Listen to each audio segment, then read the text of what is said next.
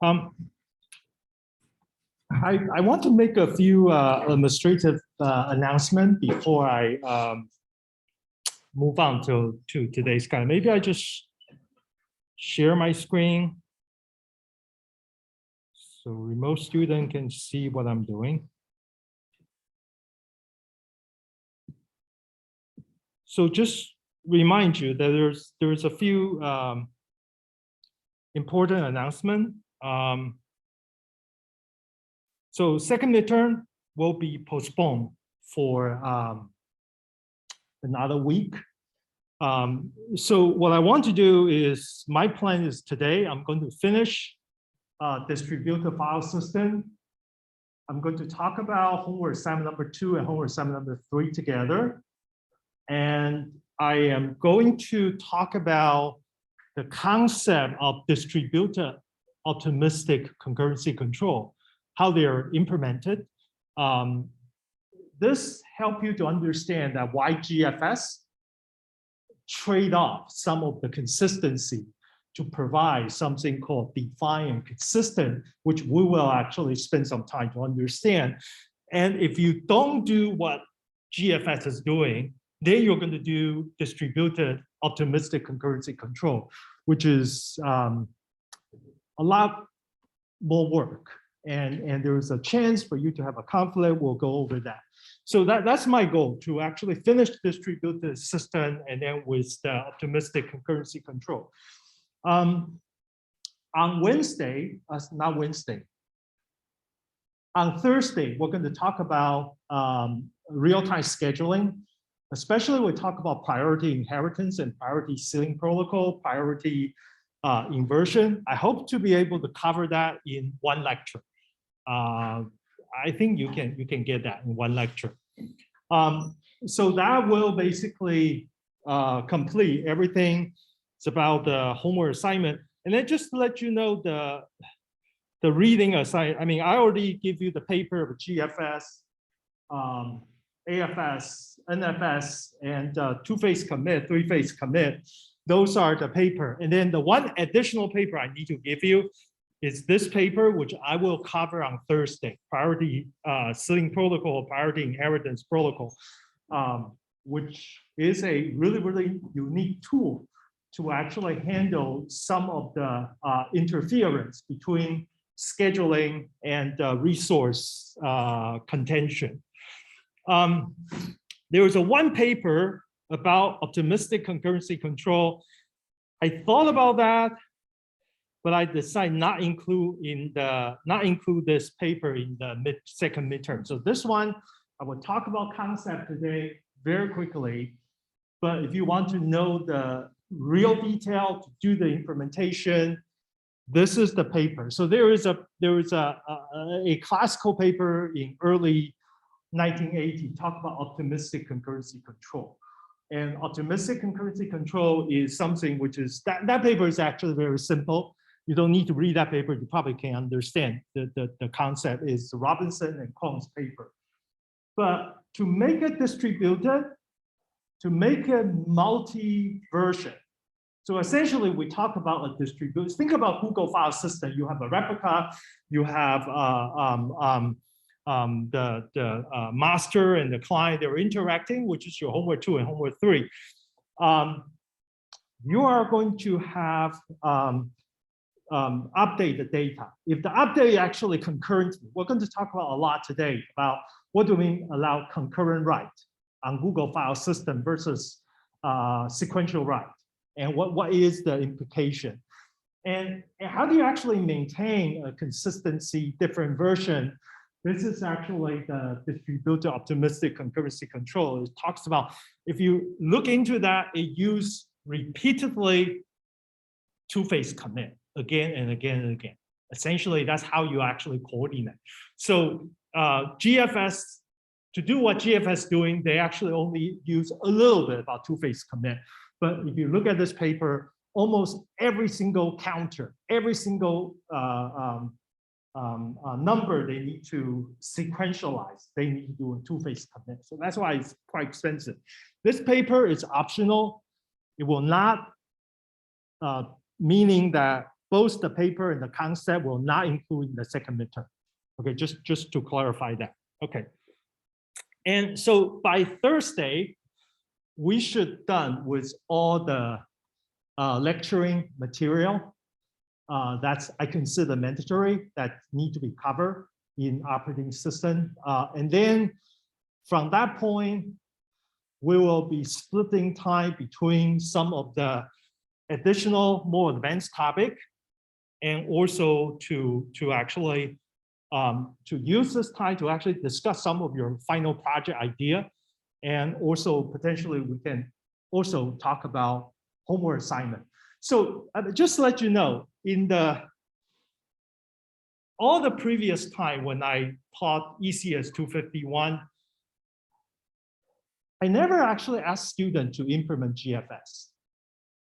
So I don't know if it's a lucky or kind of unlucky for you guys that I actually want you to be able to really write a program to do that, which is, I mean, in computer science or software engineering, we say, if you haven't written the program, you don't know what you're talking about. So I'm going to spend a little bit of time on the homework assignment.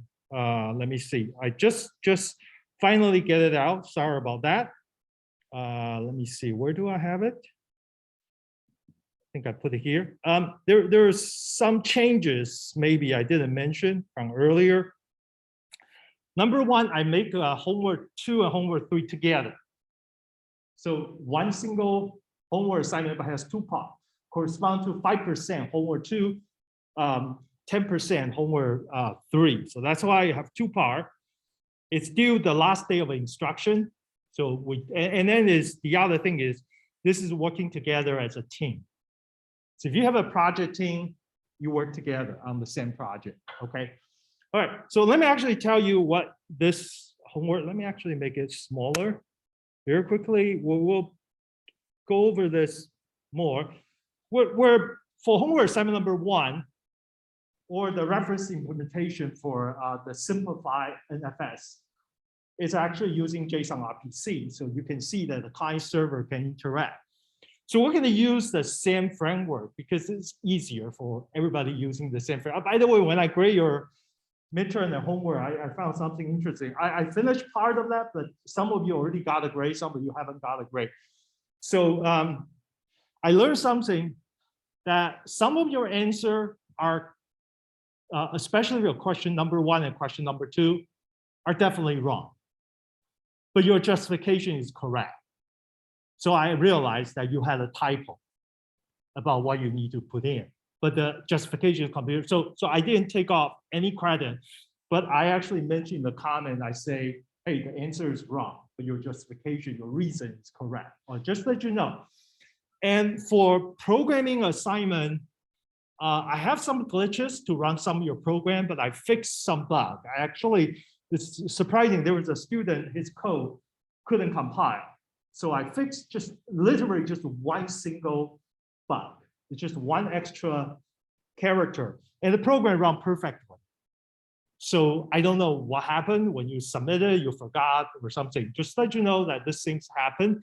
But if you, but some of the program I deduct a point because it cannot, the server, another, and the client, they cannot actually communicate. That's why I took out some point. So for the program over here that we're going to using that same platform for us to implement this. Let me actually talk about this very briefly, the first part and the second part. So the first part, I'm actually asking you to implement the figure 2. Did I say figure 2 somewhere? Yeah, figure 2 from the original GFS paper. Let me actually show you what that figure is. I thought I actually downloaded before I walk in here. Yeah, here's GFS. This is figure 2. This is figure 2. So figure 2 has client and master, second, 2 second replica and 1 primary replica. So this picture is really talk about a write operation. A write operation. And step 1 and 2 are actually try to get the chunks there. So essentially, I'm saying if you read the program assignment, anything to do with directory, you don't need to worry. We are actually assume we only have a one file, one chunk. So that's actually really simplified. So you only have a one file, you don't even need to worry about search for directory. So essentially, when the client contact the master, it's just getting the URL or port number for this three program. Okay, so essentially you're going to have, instead of HW1, another HW1 client, HW1, another, you have 5 programs. This will be HW2 master, HW2 client, HW2 second primary replica A, HW2 primary replica, and the HW2 secondary replica B. So 5 programs instead of 3 programs. They will interact for just the write operation. When you do write, you are going to write a piece of data to other server so we can see. That's what we want you to do. And don't worry about directory. Means that you don't need to, you just basically, hey, I want to get, for the first message, step 1, is client just ask master, give me the chunks URL and the port number. And after you get that, you just contact the 3. That's what you need to do. And essentially what I provide the description, there's a 5 program, and I specifically the interaction between the client and the master should be reduced to only accessing one single file, meaning that there is no directory you need to worry about with one single chunk.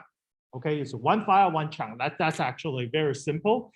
And essentially just do a write operation from the client, including getting the replica URL from the master, and then perform step 3 to 7, specific to the GFS paper. Okay, so that's essentially the part 2 you're going to implement.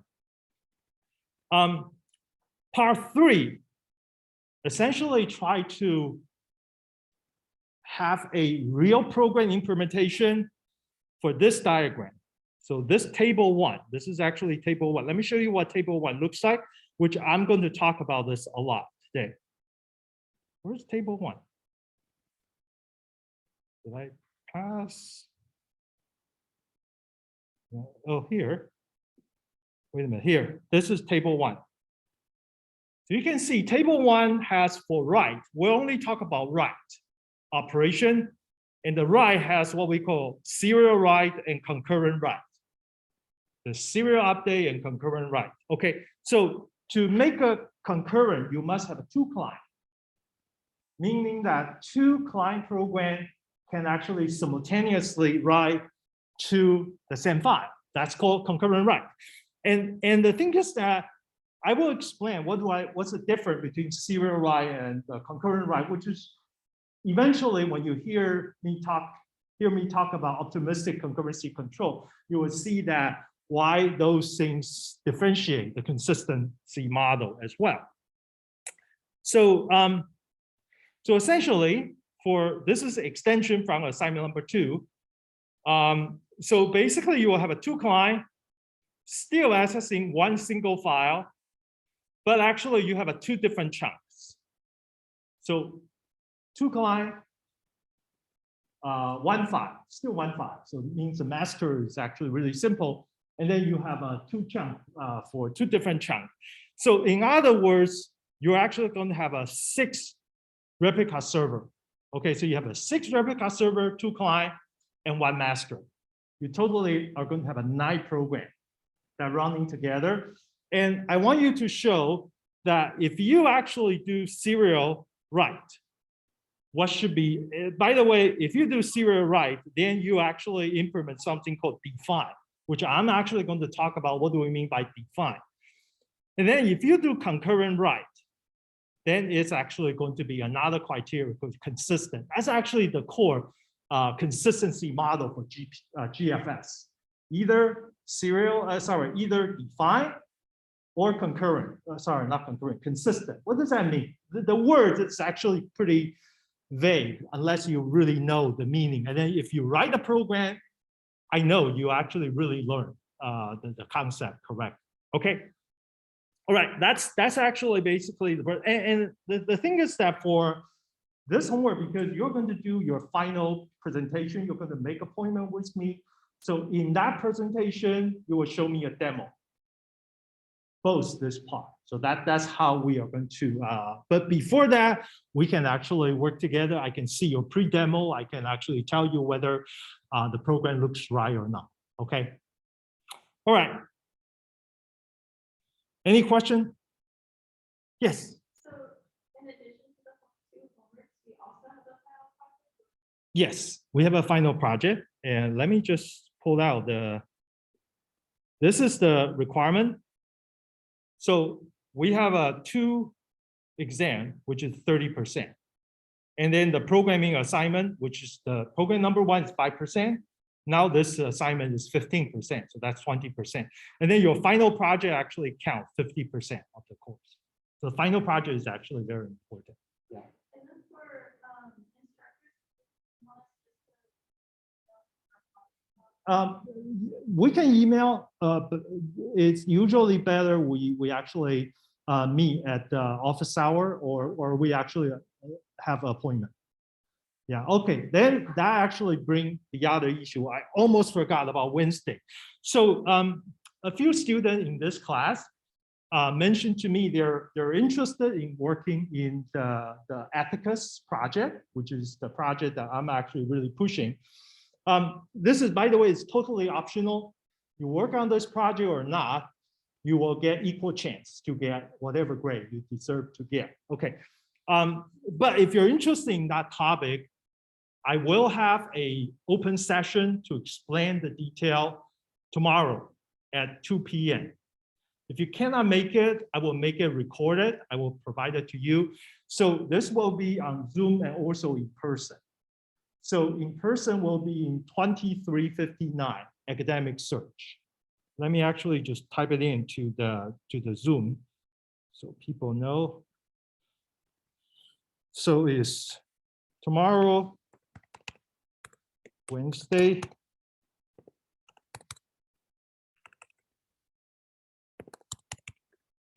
(2 p.m.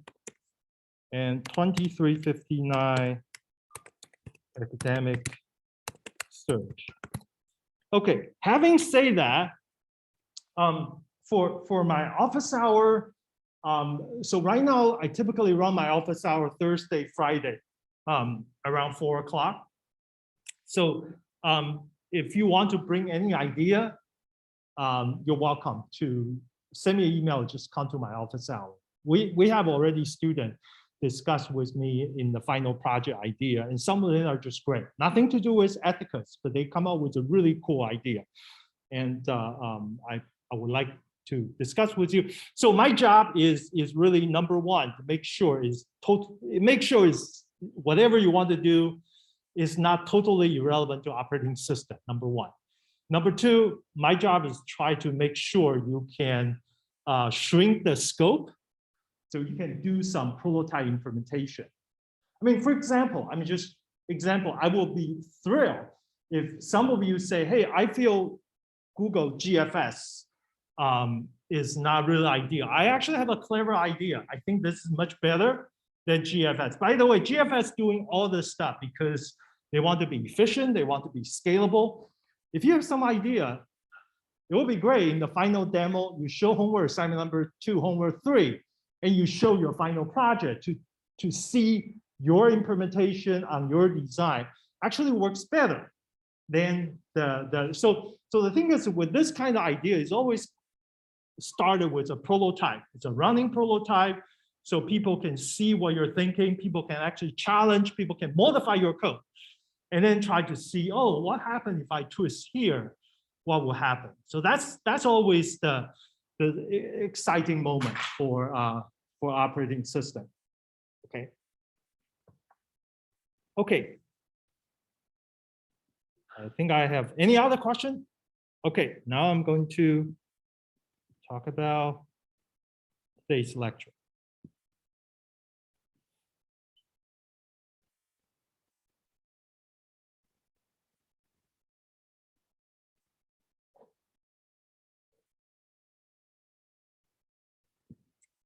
Why do I get rid of this?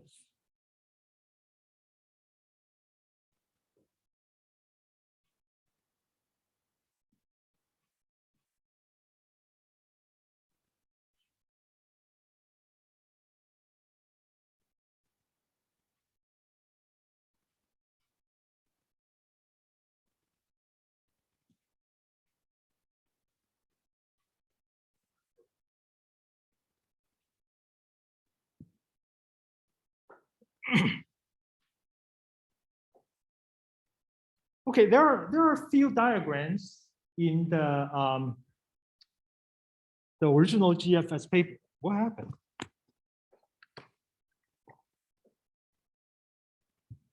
Up. Oh, okay, great. So there are a few diagrams about the original GFS paper. This diagram is the one that we talk about, that how you separate the data flow and the control flow. And whenever you do, so by the way, this is a diagram for write. So in GFS, if you want to read something, you actually can read any of the replica. You don't have to read all three copies. It's what we call write 3, read 1. You can actually do the other way. It's a write 1, read all 3. That's just a replica management. You can, there is lots of protocol how you can do replica. But Google basically choose to write 3 and read any one. So therefore, the concept of consistent is important to make sure that regardless which copy you read, you're going to read the same thing. That's what the word consistent really mean in the specific context of GFS. By the way, I have seen so many definitions for consistent. When you read a word in operating system or literature distributed system, when they means consistent, they actually could mean very different things. But in GFS, when they say consistent, they just say, when you have a read operation, regardless which replica you read, you're going to read the same thing. So that's basically their definition. And of course, obviously, this comes with two assumptions. Number one assumption is that the operation must be, the write operation before that must be successful. So in GFS, if any failure in the write operation, then all the consistency criteria is not going to be guaranteed. Okay, that's number one. And number two, about the Google's consistency, it actually have a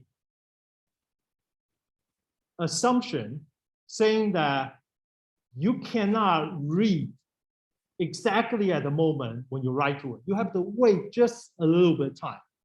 Then essentially you will be able to read all three the same. So that's just an inherent assumption, because if you don't have that, it's essentially, okay, let me ask you a question. If that particular assumption is not true, okay, the assumption actually is critical, just small, but it's critical, meaning that I have to wait for a short period of time before that read become consistent state. What happens if I want to remove that? What should I do? If I want to guarantee even smallest amount of delay or whatever, I can still read it. Means that you actually have a 3 copy. You're going to write to the 3 copy. And then within the nanosecond of you actually write to it, and then I actually try to read it.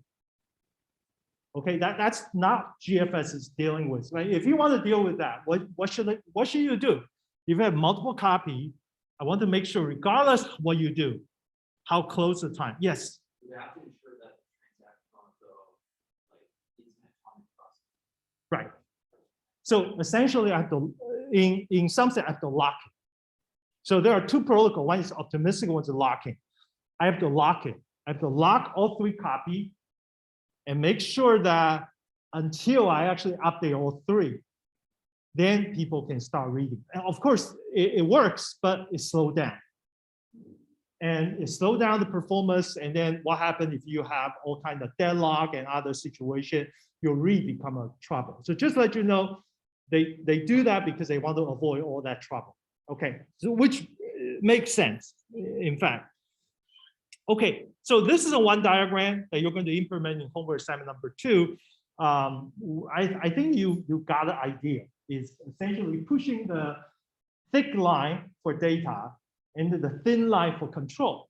After you've done this with a non-trivial short period of time, then essentially your consistent will be guaranteed. Okay, so now I want to actually talk about the other figure, which is table 1. Is this figure, table 1.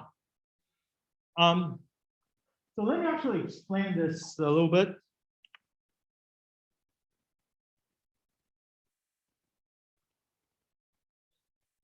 So they have two things. One is called write, one is called a record appending.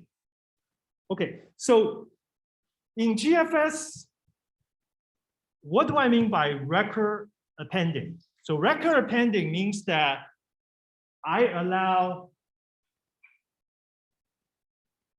the client to append a new record at the end of the chunk. So what's the difference between write and append? Write has a specific offset, means that I want to modify this particular part of the file.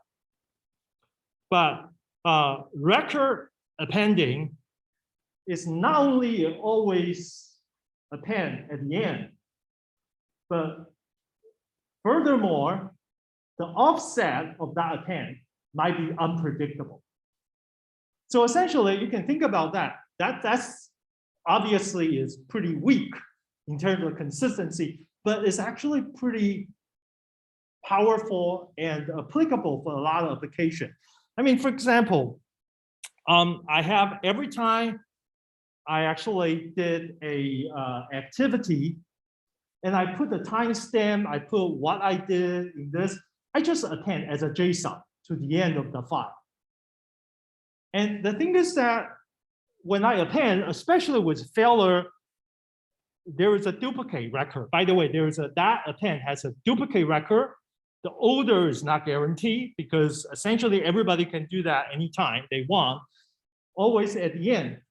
But just if you and I both want to append something, maybe you will go first or I go first. So essentially the record pending doesn't guarantee any kind of consistency, but the application layer will be able to recover. If you have a replicate, if you have a timestamp, application can easily serialize that. So for that kind of application, append is actually very powerful. It's very efficient. I don't do any lock. By the way, you see that I'm not locking anything. If I don't do any lock, then essentially, great. I can have a really high performance file system append. All right, so that's called record appending. So now I'm going to focus on the first column, which is the write protocol. What's the difference between define and consistent?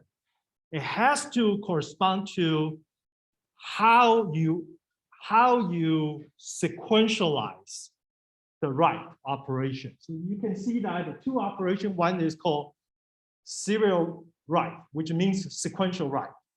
And the other one is concurrent write, assuming both success. By the way, it says if you fail, nothing is consistent. Okay, that's quite obvious. Okay, so what's the difference between the sequential write and the concurrent write? So I'm actually going to use this picture to show you what happened. Okay, so assuming that I actually have a file, I have, let me see, I have 5 chunks. No, sorry, I don't have 5 chunks. I have 2 writer. One writer is purple, one writer is blue. I have 2 writer to write to those 2 chunks. Okay, and what happened is that if the consistent, let's first talk about inconsistent. Inconsistent is easy. remember I said consistent means that regardless which replica I go to, I should actually be able to see the same result. But you can see that because the right of the purple and the sky blue, they're being interleaved. They are concurrently go to those two replica, and the order might not exactly the same. Okay. How are you? Why? Okay. Sorry about that. So therefore, if I actually go to at some point of time, anybody want to tell me why this is?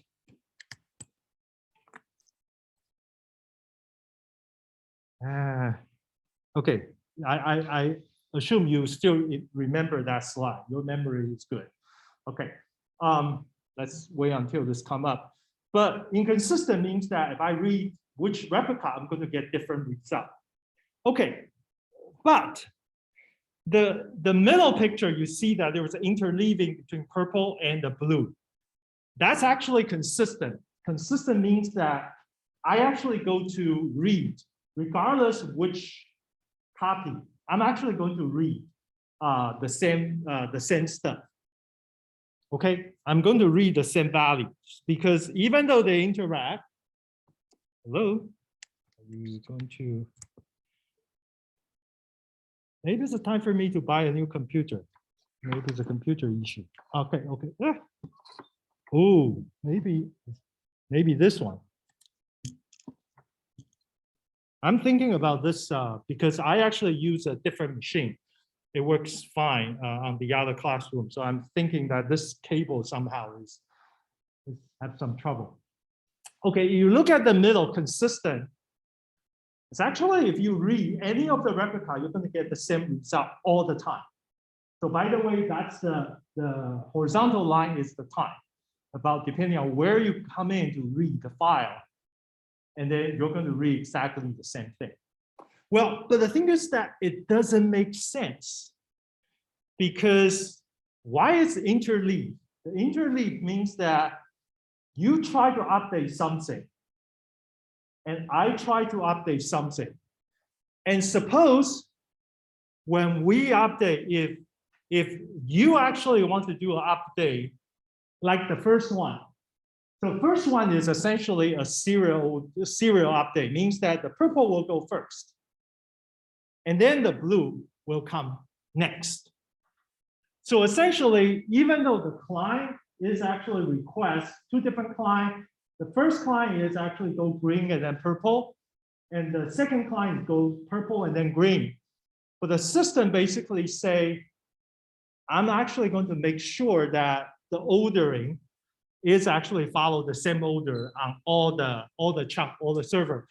And therefore, I'm actually supposed to see that. That's called define. Means that I'm actually going to see all the purple, the impact, and then I'm going to see the blue. If you don't do that, there is a potential trouble because you have a two concurrent write activity, and they actually interleave about their update. And such that, depending on the application, that the view you actually go there to read is neither of these two activities, sky blue or purple, if you apply then sequential. So that's a concept. You heard about the term serializability. That's actually what we try to have, is meaning that you can allow concurrent access to my data. But the thing is that when I, as a user, want to read the data, the view I'm actually read the data, it should be equivalent to some serializable order. Means that it should be equivalent to apply transaction number 1 and transaction number 2. The case, very obvious case is banking application. So banking application, I withdraw $5,000. The second transaction, I withdraw $30. So I'm actually totally withdraw $5,030. So which means that when you actually read my account balance, it should be off by either 5,000 or off by $30 because I only see the first transaction.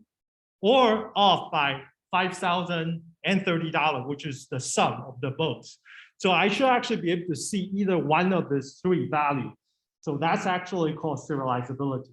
That's I should be able to see those views. However, if I see any other value when I go check my banking, I didn't see minus 50, I didn't minus 5,000, I didn't see minus 30, I didn't see minus 5,030. That means that particular view is actually undefined. Is undefined by the activity. This is called defined. The difference between defined and consistent. So in other words, defined is much stronger. Defined is not just you're going to see the same thing, but that's whatever value I read, it actually makes sense from the serial access point of view, serial write point of view.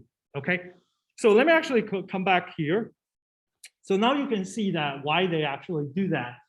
They said if you do serial success, this is serial write and it's success, you're going to get a defined view because essentially you're doing one and then the second one completely.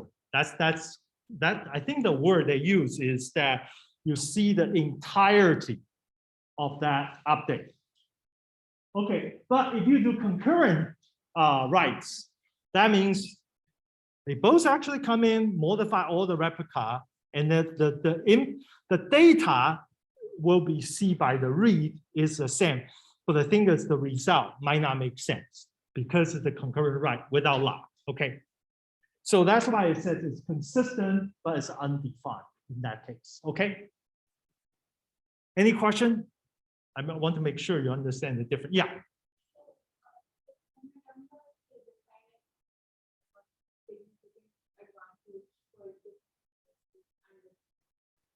Okay, it really depending on whether the application care about the order. For example, banking, define is very important.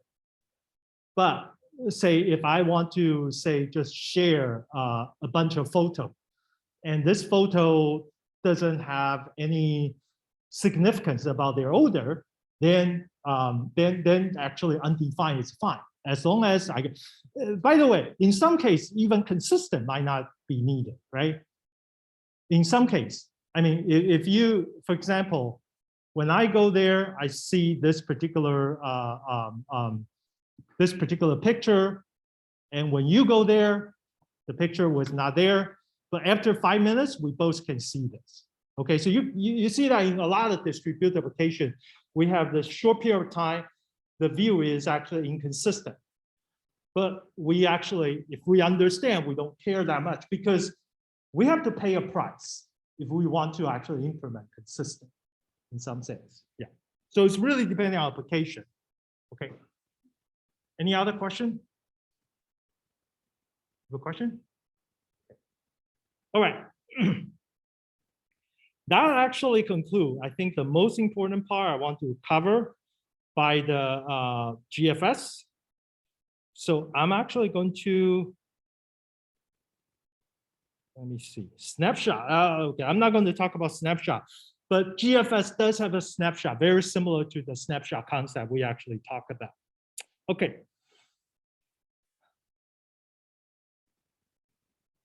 Okay, so this is essentially we talk about 3-file system. I just want to very quickly go over. They essentially, all three of them will be able to see the newest copy. Okay, they will be able to see newest copy, but of course there's a slightly different between whether you cache, whether you have the callback is broken, or whether master is actually synchronized. But essentially they all allow us to read the newest copy. And to write to the master copy, NFS is always write to, and AFS using callback, so it will delay a little bit. And GFS is essentially just write 3 copy, and then based on the protocol, you're going to implement for your homework assignment number 2, okay, to do that. All right. And the thing is that they're a little bit different in terms of whether we're building these things using what we call optimistics or pessimistics. So usually in a pessimistics approach, we usually say we have to do something like a lock-in. We have to lock it, and then we'll be able to do that. So optimistics is an approach that has been used by both AFS and GFS in some sense. AFS is really using optimistic. GFS is inherently try to bring some of the concept of optimistic, but relax further by the consistency criteria that actually guaranteed by optimistics approach.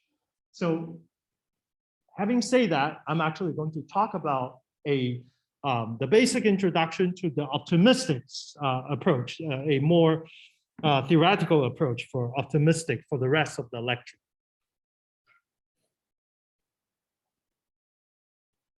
Okay, so what is optimistic approach? Optimistic is basically say, well, the bad thing or undesirable thing or the conflict, the chance for those happen is very small. So therefore, we're going to design based on that probability bias toward the ratio, the probability for you to be success. And that's basically what the optimistic approach is counting on that to actually handle those cases. So essentially what happened is that typically in the optimistic approach, I will perform some of the what I call recording. Recording means that when you allow multiple clients to write to the GFS block, and what I'm going to actually recording some information, and such that if those writes have no conflict, then I know that the file system looks good. But when you actually have some conflict being detected, then I'm actually going to look at that recording and decide how I'm going to deal with that recording. For example, AFS using callback. So callback is recording something really, really simple. Just like a seal. If the seal was broken, then you know, okay, I have to change that back. So essentially, optimistic is allowing inconsistency. They allow inconsistency in a way, and then they try to deal with that. Okay, so now I want to actually talk about the criteria. Let me ask the question. When I talk about GFS, I said there's one criteria in GFS called consistent. What does that consistent mean? Anybody want to just remember what I said earlier? What is GFS definition for consistent? Yeah. Maybe it's a very pessimistic approach to deal with. Okay. Hello, is there somebody saying something from remote? Oh yeah. Yeah, okay. Yeah, I think we have a student from remote is answering that question. Thank you very much. I'm sorry I couldn't hear you very clearly until now. Okay. Yeah, you're right. So we're actually reading the same thing.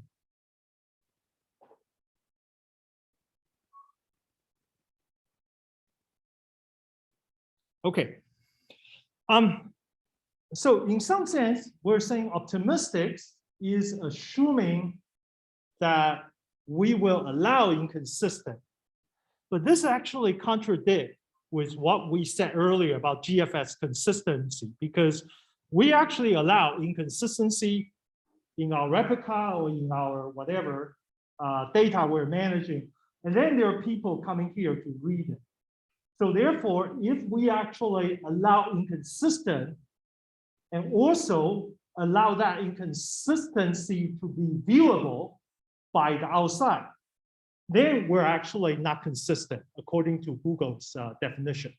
So all the optimistic approach doing this, when I say I allow inconsistency, I'm actually just recording inconsistency, but I do not release the inconsistency to the outside world. That's actually a major difference between what Google is doing and what most of the traditional consistency control. Because I'm actually not going to let other people see my what I call intermediate result of multiple concurrent write until I know all the consistency issue has been resolved. And then I can actually release it. So let me actually show you what the concurrency control looks like. Sorry, there was a lot of model. Skip this. Okay, first I just want to tell you, just give a very simple definition for serializability. So assuming I have a 3 transaction or 3 concurrent write, they're trying to write different chunks or different variable, 3 different activity. So what do I mean serializability? Means that I have a transaction ABC, and the result of the execution and the result for people to read the value, they should actually be equivalent to either this one is actually BCA, this order. This is a 1 serializable order, BCA, or they should actually equivalent to ACB, means A execute first and then C and then B. So you can see that this is called transaction execution history. And the thing is that when you really execute the transaction, it's actually more looks like this. This is concurrent access. You actually allow them to basically go in there to execute. But the result of this execution should be equivalent to one of the 6. That's called serializable order. Okay, so serializable order doesn't mean you have to be serialized. You can do concurrent processing, that's fine. But we need to guarantee the end result is equivalent as if you're doing that. That's called serializability. Okay, having said that, I'm going to skip the whole thing about pessimistic concurrency control. I'm going to skip this part. Okay, I'm just telling you that it must be one of the 6. Okay, ABC, ACB, BAC. Okay, I'm going to skip this part. Directly go to optimistic concurrency control. I'm going to skip locking. And there is, just to let you know, there is a term called two-phase locking. Have you heard about the term called two-phase locking? You heard about two-phase commit. You never heard about two-phase locking. So two-phase locking is essentially saying that if you, let me give you an example. I think this is an important concept. You know, what do I mean by two-phase locking?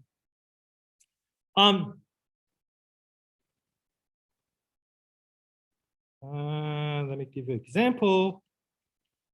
So this transaction you see here is lock and then unlock, right?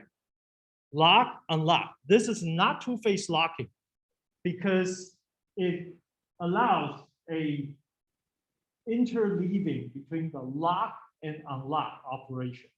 So two-phase locking means that you actually will have a one phase.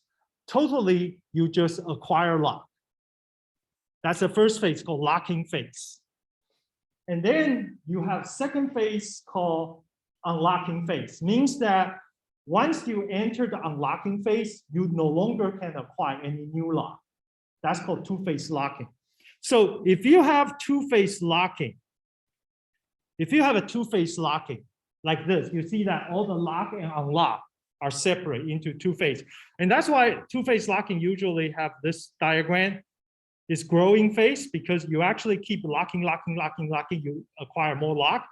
And then once you reach this turning point, you start to shrinking, unleash the lock.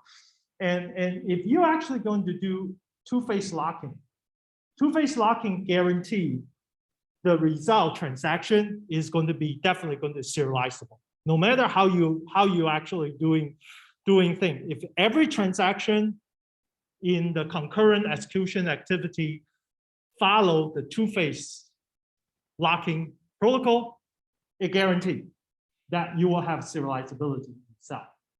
However, two-phase locking does not guarantee you won't have deadlock. You will still have deadlock, but you actually guarantee serializability. So there's two different things. Deadlock is just saying that, well, you're stuck. But two-phase lock, sorry, serializability means that the result is consistent. The reason I brought this up is we will see this picture when we talk about priority ceiling protocol, because priority ceiling protocol is actually provide a capability that's actually not only you have well, no, I shouldn't use serializability. It definitely guarantees you don't have deadlock. You have a question? Deadlock, let me tell you what deadlock is. Deadlock, let me just give you an example. Okay. So so deadlock means that you have, oh, okay, let me use a simple way of deadlock.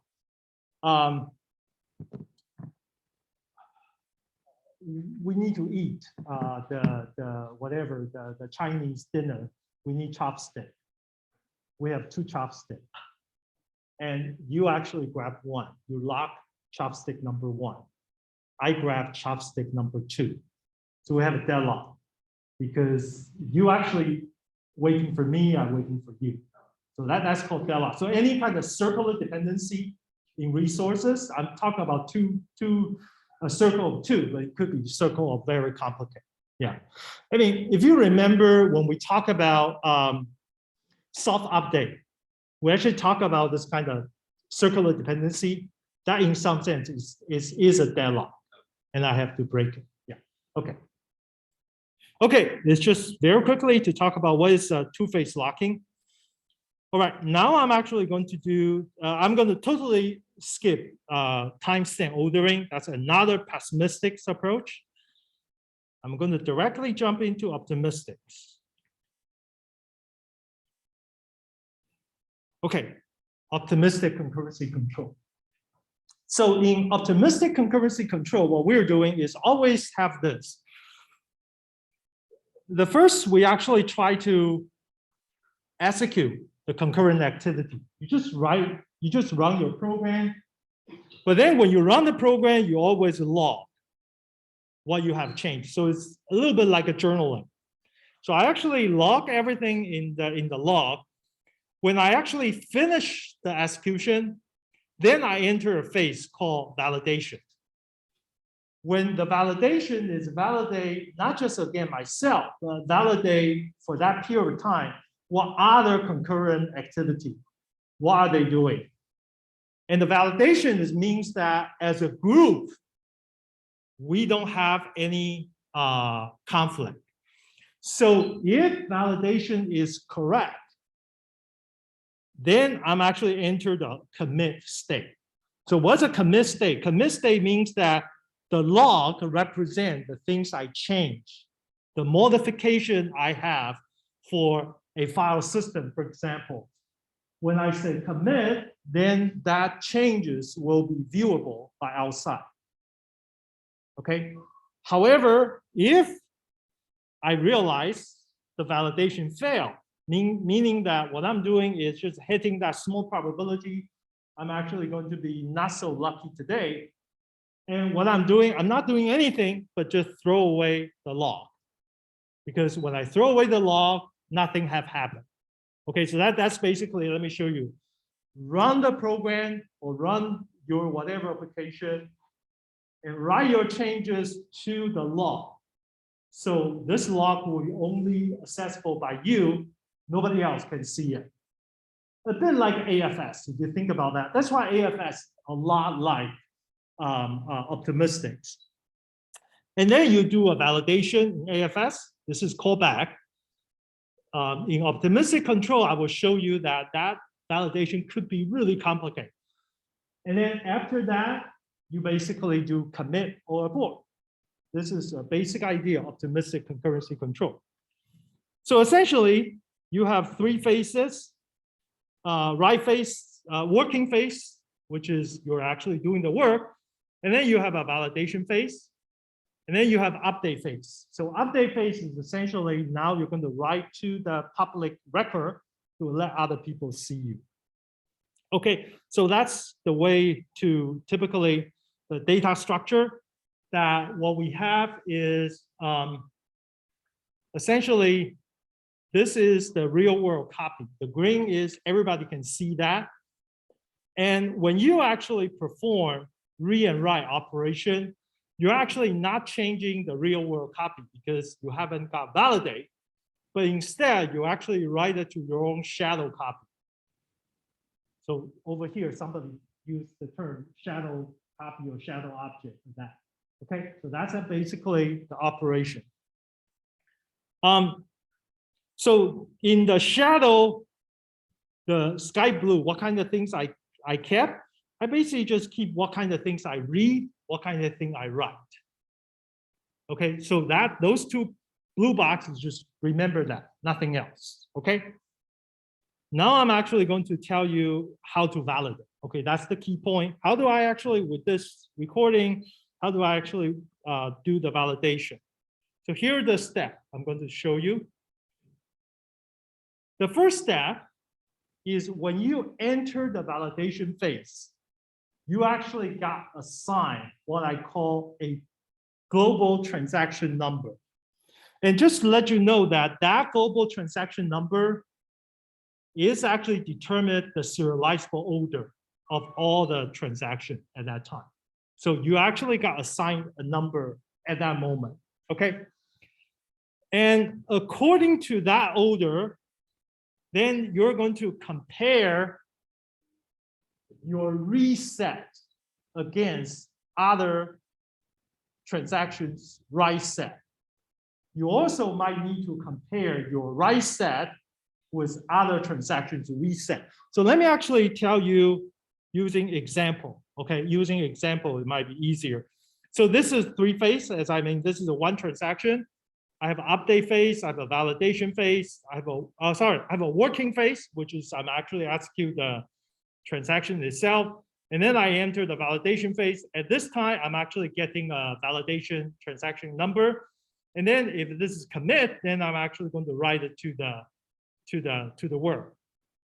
Okay, so if I have a multiple transaction and they are actually executing, assuming they're executing like this order, assuming this is the transaction, that's currently my transaction. This transaction in the middle, that's my transaction. Now I'm done with the work here. I'm done with the work here. I obtain a ID number. Now I'm actually going to see if I'm actually validated. Now I'm going to do validation. So what should I do validation? I actually have a three transaction before me, T1, T2, and T3. Okay, I'm going to ask you to design optimistic concurrency control. By the way, the principle might be very intuitive. Okay, so don't think too hard on this. So let's look at transaction one. I want to ask you the question, do you think transaction one has any possibility to interfere with the transaction I'm actually trying to validate right now? The answer is no, right? Because the result of the update, is already, update means that I can see it. It's actually already happened before I even started. So it means that I'm actually be able to read his result. No conflict, so don't worry. So essentially only those transactions, they actually overlap with me for some time is something I need to worry about. Okay, this is transaction number two. Should I worry about this transaction?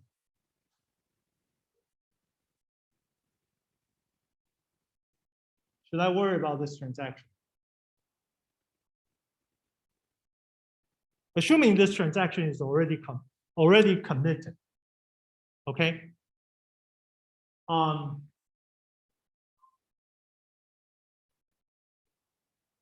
Let's do a vote. I almost forgot whether I should or should not. How many of you think that that transaction has a possibility to interfere with the current transaction? I think there is.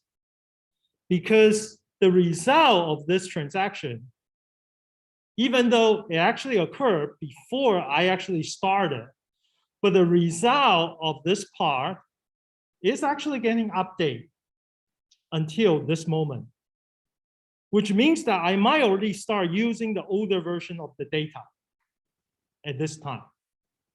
And therefore, there is a potential conflict.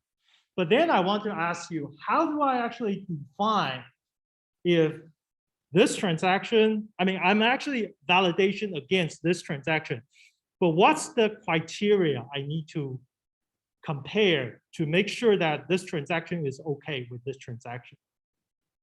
What is the criteria related to the data I showed you earlier? Yeah.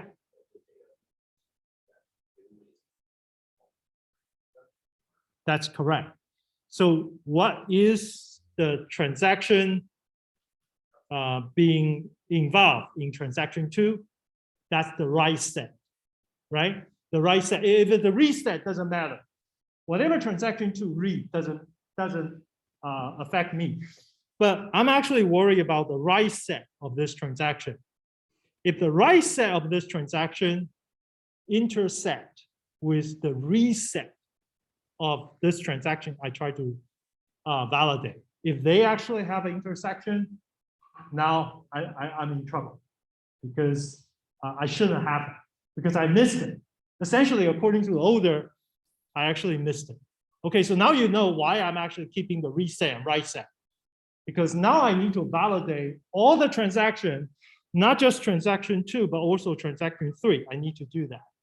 So essentially, I need to actually look at all the committed transactions. This is the current transaction.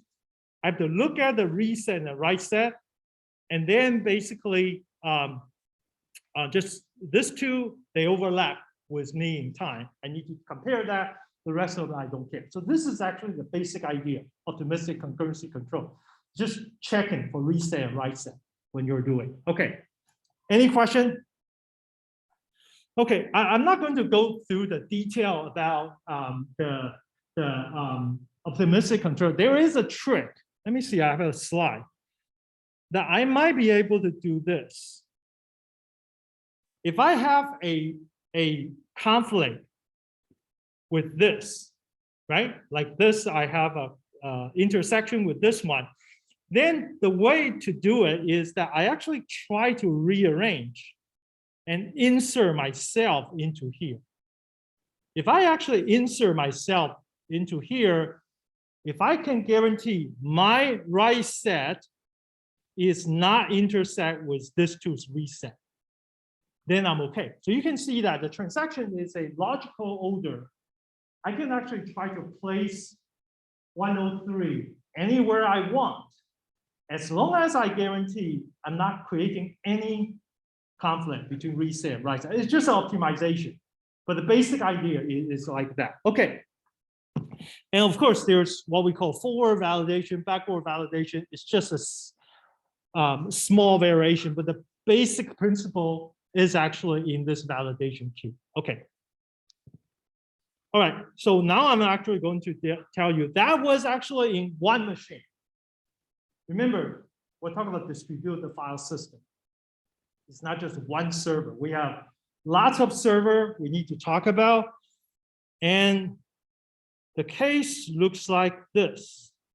I'm going to skip this to the,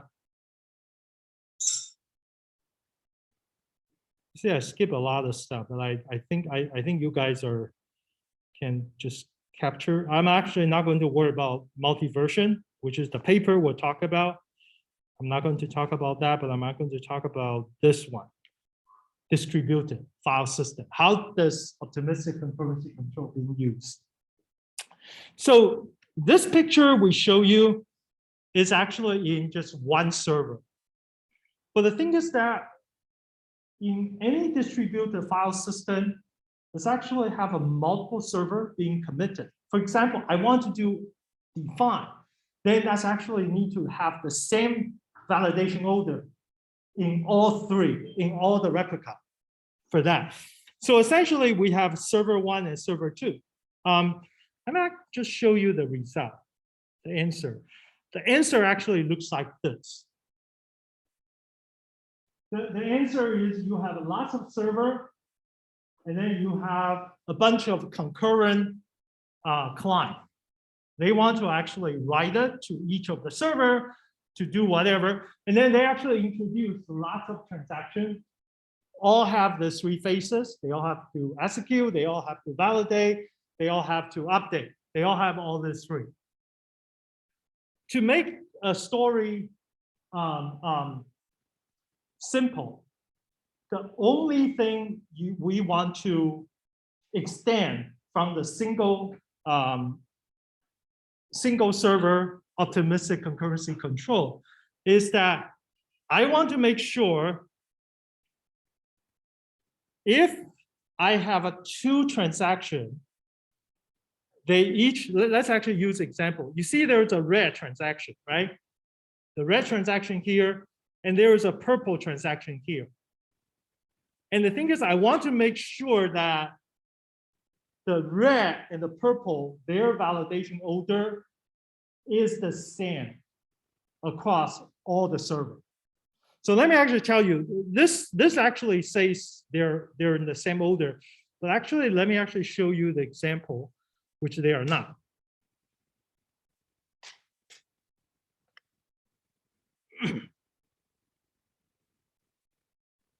Okay, so assuming in this server is actually red is actually in front of pink, but this particular server, let me change this part. Can I actually ungroup it?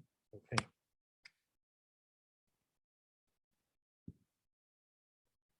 It's actually pink in front of red. Assuming I have this, sorry.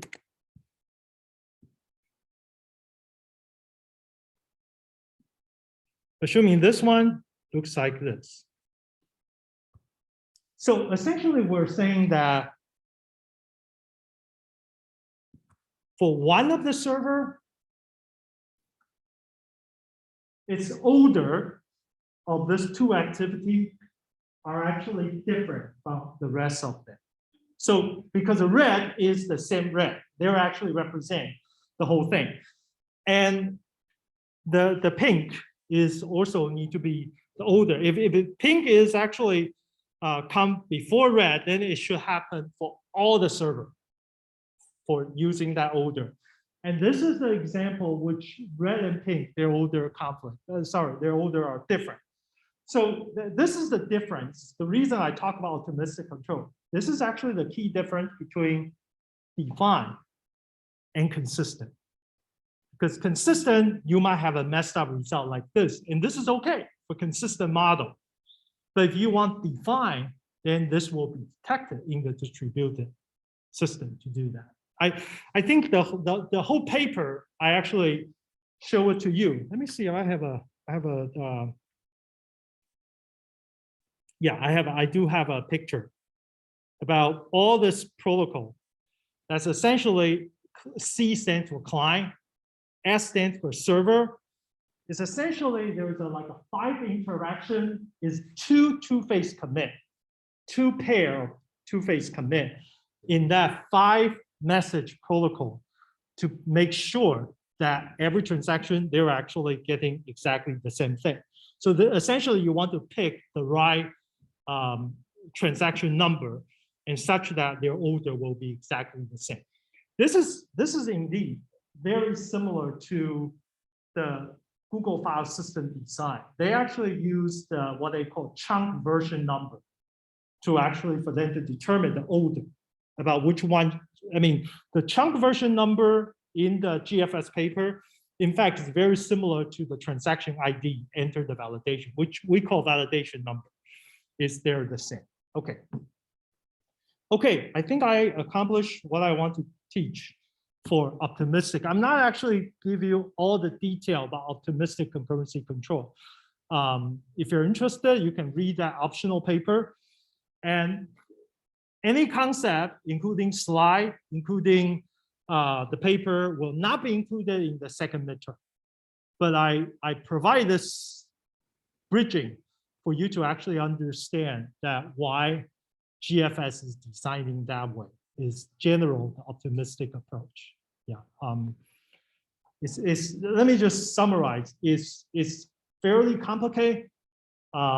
It's a fairly complicated, but it has a unique sector of applications. You always have to see what's the application's requirement to decide what level of consistency you want to provide. Okay, that's always. But I want to make sure that all the graduate students from our program, you know there is a theory behind all this consistency, all this transaction serializability. So you have a spectrum of the possible option. When you go out to implement a real engineering, a real system, at that time you can go back to dig into those papers, try to understand what's the difference, and then you can do the implementation. Okay, yeah, it's always fun. By the way, it's always fun to implement a complicated protocol like this. To the implementation, for me as a graduate student, when I was a graduate student, I implement the distributed optimistic concurrency control. That's why I still remember, even though I implement that probably 30 years ago, I still remember how that worked exactly. So sometimes writing program is really help you to understand that. Okay. All right. Any question? Okay. Yes, please. The second midterm, let me actually tell you what's in the second midterm.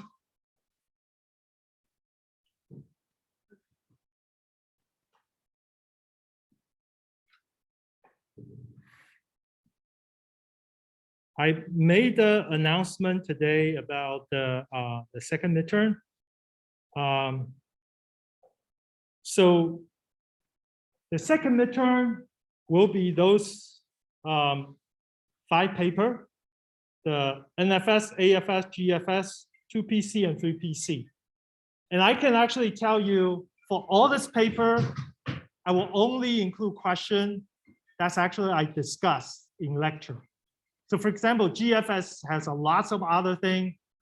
I won't actually ask. I'll definitely ask question will be like a table 1 or figure 2, this kind of thing. Okay, and I said there was another required paper is PCP, priority ceiling protocol or priority inheritance protocol, which I will cover that the whole lecture.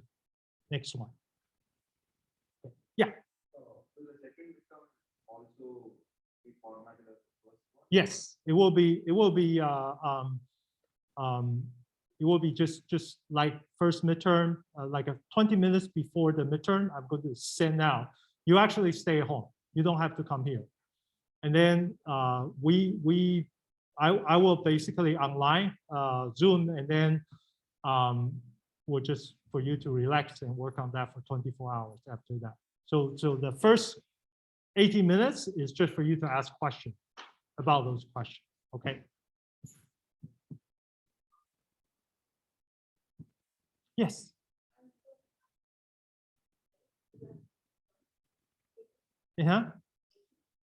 Yes. Yeah. But I will, as I said earlier, when you prepare to save your time, you want to focus on the part of the paper that I cover. And also you can take a look at the sample exam question. Some of this is already there. So let me actually tell you what I like. You probably already figured out from the first midterm. I like to balance between something which I clearly want you to understand the concept we convey in this class, such as question number 1, question number 2.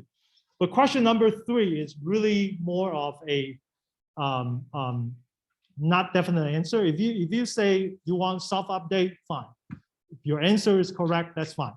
If you clearly want journaling, if you provide valid answer, that's also good. Okay. So the second type of question is always, I'm still thinking, what do I want to ask? So that's usually what I like to ask students is something hopefully related to our daily life, something like that. Okay, so you don't, which I'm saying you don't need to prepare for that part because you're living through that. Yeah. the midterm, what did I say? I just want to also make sure that what did I say? I think it's next Thursday, because I just finished the lecture this Thursday, so it should be next Thursday. Okay. All right. See you, and I'm going to turn off. Any question from remote student?